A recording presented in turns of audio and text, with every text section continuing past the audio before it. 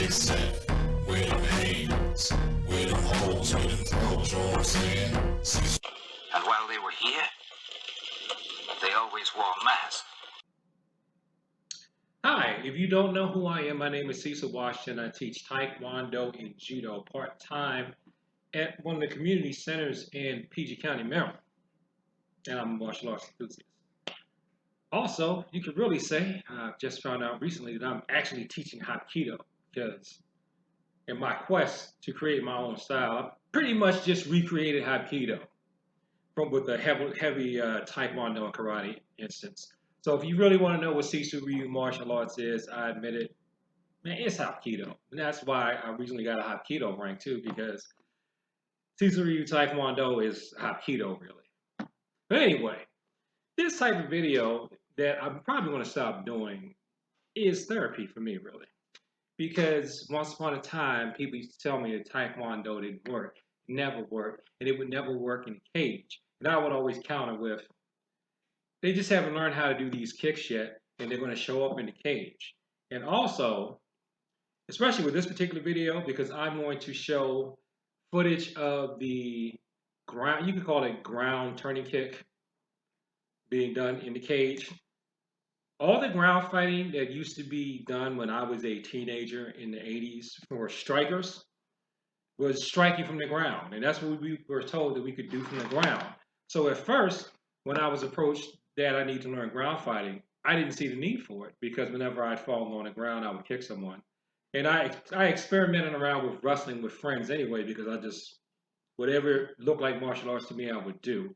So I didn't really see a true need for it. The true need for it, in my opinion, for ground fighting is not necessarily for self-defense, for what we think of ground fighting today as grappling on the ground. The true need for ground fighting as grappling on the ground these days is to de-escalate a situation and hold someone down so that you don't have to hurt them. And not only that, man, it's just plain old fun. And plus, as I'm getting older, I like having a workout option that I can do that has to do with my favorite activity of martial arts next to hip hop. Well, I don't have to get hit if I don't want to. So if I want to train and not get hit but still interact with a person, I can grapple. If I want to take the risk of getting hit, losing teeth and orbital function, then I can go back to striking. But enough about that. Let's do this first kick. Spinning back hook kick. I'm not good at this kick, and I would tell people it doesn't work, but it does. I know it works, and now we have proof. So first we're going to show it in the Taekwondo context, and then we're going to show it in the cage. Now, right here is a photograph of General Choi, the man who created Taekwondo. Or at least the Taekwondo that feeds into my style. Doing the blind spinning back hook kick. So you can see right there that it comes from Taekwondo. And now here comes the real instance.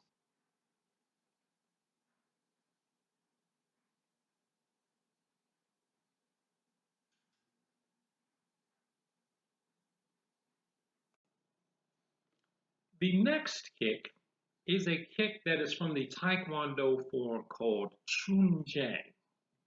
I got a picture of me doing it around here somewhere, but I don't feel like digging it up. So I went and found photograph evidence of Chun Jang in one of the classical Taekwondo manuals. I think it's from General Choi's big, thick manual that you can find online now in PDF. It's move number 12 in the form Tool, T-U-L, the form, kata, whatever you call patterns in your style, Chun Jang, move number 12. So first, I'm going to show the photograph evidence of the person doing it, and then we're going to show somebody doing something very similar. Well, he's actually still doing it. He's doing it how you would apply it in real life. You'd have to actually jump up to get someone if there's a height difference instead of doing it, you know, crisp and clean for kata grading. So let's take a look. It's hard for you to see it unless you zoom in. Where it says 12, execute a high turning kick to D with the right foot, supporting the body with both hands and the left knee. See that picture down there, number 12? I'm going to try to zoom in on it. And scale up and zoom in on it. and scale up and zoom in on it and move me out the way. And it's the same daggone kick. I call it roundhouse in my style. They call it turning kick in this style. Well, he did a roundhouse, but as you can see, it is practically the same kick. In my opinion, turning kick, roundhouse kick are very, very similar. So look here, see, look at that. Pretty much the same move, and it's already in Taekwondo, a style that people swear doesn't work and can never work in a cage. Or for real, at all. Here it comes for real. Let me stop trying to say. Here it comes.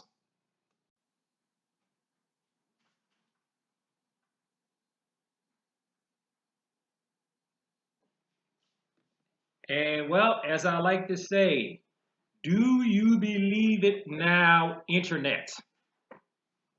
Internet is my grouping and term for online trolls who want to hate on its classical martial arts because they don't understand them, or maybe they're just mad because somebody made them do pajama forms in public. Classical everything is the foundation for anything. You learn your classical root stuff, you get that down, then you expand out and create new stuff. That's why I say, Taekwondo to me is everything, because Taekwondo is the way of the hand and foot, and when are you not using your hand and foot?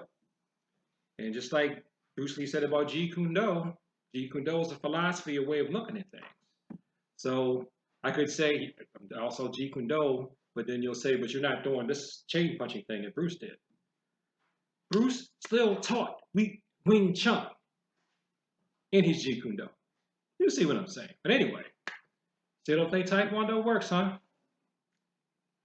Now I think you should know better. Thanks for watching this video. Like, comment, subscribe. Please share this with people that talk about the martial arts in peace. And as always, thank you for your time.